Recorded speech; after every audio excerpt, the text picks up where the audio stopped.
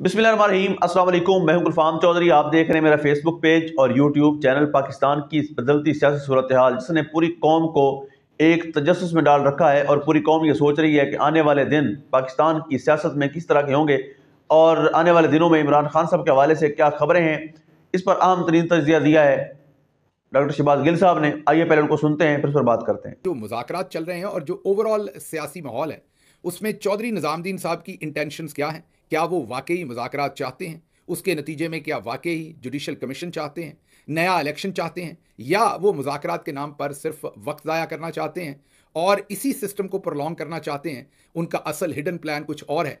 इस सब के ऊपर तफसीली बात करेंगे और समझने की कोशिश करेंगे कि असल इंटेंशंस चौधरी निज़ामुद्दीन की हैं क्या।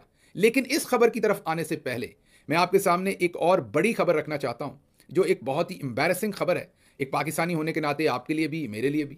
वो ये है कि वाशिंगटन डीसी में एक जाली झूठा थिंक टैंक पकड़ा गया है जिसका नाम है बेल्ट वे ग्रिड पॉलिसी। बेल्ट वे अमूमी तौर पर जो चाइना का वो बेल्ट वे इनिशिएटिव है, जिसे हम हमारे यहाँ सीपैक कह देते हैं। सीपैक उसका एक हिस्सा है बेल्ट वे का, तो उसको बेल्ट वे कहा जाता है, उर्फे आम है। और अब बेल्ट वे ग्रिड के नाम से ये जो थिंक टैंक रजिस्टर्ड करवाया गया अक्टूबर 2024 में, और इसके ऊपर जो रिसर्च की है, ये जो स्टोरी ब्रेक की है, वो ड्रॉप साइट जो जरीदा है उसके लिए रायन ग्रेम, मुर्तज़ा हुसैन और वकास अहमद, उनकी ये स्टोरी है। और उन्होंने जो इसके अंदर इंकशाफात किए हैं वो होशरुबा भी हैं और शर्मनाक भी हैं। ये नाम इसका रखा गया थिंक टैंक का बेल्टवे ग्रिड पॉलिसी सेंटर, और इसके अंदर 12 लोग जो हैं डायरेक्टर्स और पीएचडी डॉक्टर्स और बड़े बड़े अहम और बड़े नाम इसके अंदर बताए गए। ये तमाम लोग इस थिंक टैंक के अंदर हैं। और ये थिंक टैंक करता क्या है?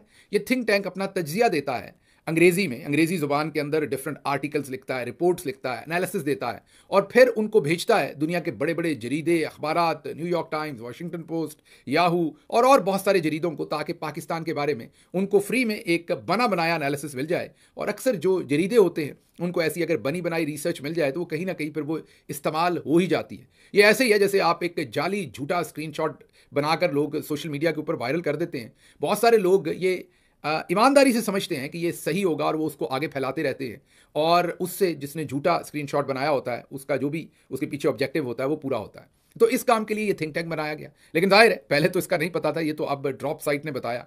उन्होंने जब इस पर रिसर्च की तो पता चला कि वो जो 12 के 12 नाम हैं जो सामने रखे गए हैं इस थिंक टैंक के, और उसमें बताया गया कि फ़लाँ इसका पॉलिसी डायरेक्टर है, फ़लाँ इसका पब्लिक रिलेशंस को हेड कर रहे हैं, फ़लाँ के पास फ़लाँ ओहदा है, वो तमाम के तमाम लोग कभी दुनिया में पैदा ही नहीं हुए। जी हाँ, उनके नाम झूठे रखे गए हैं। ये ऐसे ही है जैसे मेरा एक नाम आप शहबाज ले लें और दूसरा नाम आप कोई और ले लें, किसी और ज़ुबान से ले लें जहाँ पर किसी का वो नाम ही नहीं होगा। मसलन फॉर एग्जांपल एक लफ्ज़ चाइनीज़ का ले लें और एक शहबाज ले लें, तो ये नाम शायद कहीं पर आपको नहीं मिलेगा दुनिया में।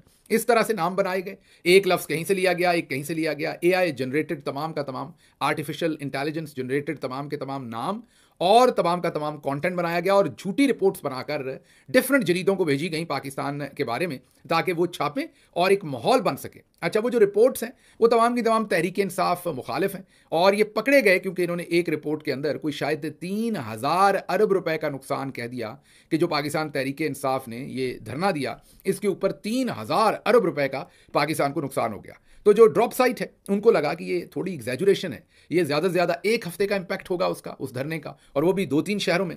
तो इतना ज़्यादा उसका इम्पैक्ट पाकिस्तान के ऊपर कैसे आ सकता है? फिर उसके अंदर जो टर्म्स यूज़ हुई, 5th जनरेशन वॉर, ये वो टर्म्स हैं जो पाकिस्तान की मिलिट्री और उसके अंदर स्पेसिफिकली आईएसपीआर इस्तेमाल करता है। तो अब ये समझ आई कि जो हाल ही में डीजी आईएसपीआर साहब ने 2 अरब रुपए लिए हैं पाकिस्तानी कौम से टैक्स पेयर का, और 1.6 अरब अभी और लेने अगले चंद हफ्तों में, कि हमने जाली झूठी खबरें रोकनी है, वो बिल्कुल उसका मतलब ये कि अपोजिट कर रहे हैं, जो हमें बता रहे हैं उससे अपोजिट कर रहे हैं, और असल में जाली और झूठी खबरें प्रोड्यूस कर रहे हैं और उन्हें दुनिया में फैला रहे हैं। और मकसद ये है कि माहौल को गदला करें, इतना ज़्यादा झूठ बोल दें, इतना ज़्यादा झूठ फैला दें कि सच और झूठ के अंदर जो तमीज़ है वो ख़त्म हो जाए। बहरहाल आप खुद सोचिए कि ये कितनी ज़्यादा एक एम्बैरेसिंग बात है कि पाकिस्तान की मिलिट्री इस्टेब्लिशमेंट ने वाशिंगटन डीसी के अंदर एक जाली झूठा थिंक टैंक बनाया जो अब पकड़ा गया है। इससे जगहसाई भी हुई है और इससे यह भी पता चला है कि ना सिर्फ वो पाकिस्तान के अंदर जाली झूठी खबरें, जैसे कि DGISPR ने कहा कि वहां किसी के पास असला ही नहीं था, गोली नहीं चली, तो वो मुंह पर धड़ल्ले के साथ गलत बयानी कर रहे थे, और अब वाशिंगटन डीसी के अंदर भी थिंक टैंक इस तरह के पकड़े जाए जा रहे हैं और पकड़ भी इंटरनेशनल जरीदे रहे हैं। तो आप सोचिए कि हमारे साथ पाकिस्तान के अंदर क्या कुछ होता होगा। अभी 2-4 दिन पहले ही मैंने आपके सामने रखा था कि ISPR की तरफ से जो उस दिन के टिकर्स उर्दू में आए,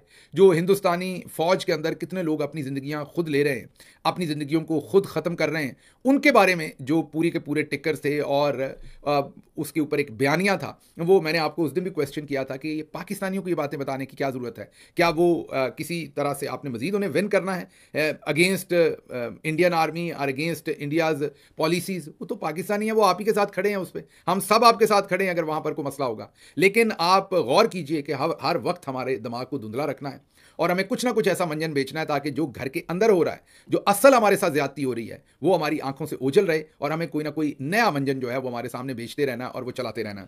तो अब ये जो बेल्ट वे ग्रिड पॉलिसी है, इसका ये जो डिबैकल हुआ है, ये जाहिर है, मुझे नहीं पता अब किस कर्नल साहब ने किया, किस ब्रिगेडियर साहब ने किया या जनरल साहब ने किया, लेकिन जिसने भी किया लगता है कि वो पहले नून लीग में रहे हैं, क्योंकि वही इमरान खान साहब वाली बात ही सामने आ गई। एक तो ये पढ़े लिखे नहीं है और ऊपर से कोशिश नहीं करते। लेकिन मेरी आपसे हाथ बांध की गुजारिश है कि ऐसे काम ना करें। इससे जब इदारा तो हमारा एंड ऑफ द डे, जो ऊपर 4, 6, 10 जनरल बैठे हुए हैं, कल आपने रिटायर हो जाना, ये इदारा पाकिस्तान का है, पाकिस्तान की मलकियत है, हम सब उसे ओन करते हैं। तो आप इस तरीके से पाकिस्तान के बारे में इस तरीके के पॉलिटिकल फैसले लेते हुए इतना दूर मत चले जाइए। अगली खबर, जैसा कि मैंने आपको कहा कि बहुत ही इंपॉर्टेंट डिस्कशन आपके साथ करूंगा ताकि आपको ये जो कुछ चल रहा है उसमें से आपको समझ आ जाए कि ये करना क्या चाह रहे हैं। सबसे पहले तो मुन्ने मुनीब ने एक नई धमकी दी है और धमकी उन्होंने ये दी है, ये तमाम चीज़ें मैं एक एक करके आपके सामने रखूंगा और फिर सॉर्ट आउट करेंगे कि ये करने की कोशिश क्या कर रहे हैं, इसमें निकाल क्या रहे हैं। उन्होंने कहा कि आज की स्टैब्लिशमेंट जो है वो, उसमें इमरान खान के खिलाफ बड़ी नफरत है और इमरान खान ने वो नफरत खुद परवान चढ़ाई है और इमरान खान ये जंग नहीं जीत सकते। मिलिट्री उनको उनके साथ वो करेगी जो उन्होंने कभी सोचा नहीं। वो स्टैब्लिशमेंट का लफ्ज़ उन्होंने इस्तेमाल किया बार बार। इदारा अपने चीफ की पॉलिसी पर चलता है। मैं आपको गारंटी देता हूं 95% लोगों को आज की स्टैब्लिशमेंट का पता ही नहीं है। वो कहते हैं कि वो पुरानी स्टैब्लिशमेंट खत्म हो गई, जो माफ़ी दे देती थी, जिनके साथ फिर चल लेते थे लोग और जो पीछे हो जाते थे आगे, ये वाली स्टैब्लिशमेंट तो डू एंड डाई कर रही है। बिल्कुल वही बातें हैं जो पिछले दिनों DGISPR जब मिले हैं लाहौर के अंदर और उन्होंने वहां सहाफ़ियों को जो कही हैं, वही बातें अब मुन्ना मुनीब जो है वो दोबारा नई पैकिंग करके बता रहे हैं। अच्छा, फिर उन्होंने कहा कि अब अगर आपने माफ़ी लेनी है तो जनरल साहब की ठोड़ी को, उन्होंने नाम तो नहीं लिया लेकिन जाहिर है जनरल साहब तो एक ही है, जनरल आसिम मुनीर, तो मुनीर साहब ने कहा कि अब अगर नाम लेना है, अगर माफ़ी लेनी है तो उनकी ठोड़ी को हाथ लगाना पड़ेगा। अब ये मुझे नहीं समझ कि वो क्यों ठोड़ी को हाथ लगवाना चाहते हैं, इससे उन्हें क्या मिलेगा, लेकिन शायद वो मिन्नत करने के अंदाज से वो चाहते हैं कि उनकी ठोड़ी को हाथ लगाया जाए और उन्हें कहा जाए कि चलें जाने दें, माफ़ कर दें, फिर कोई बात बननी है।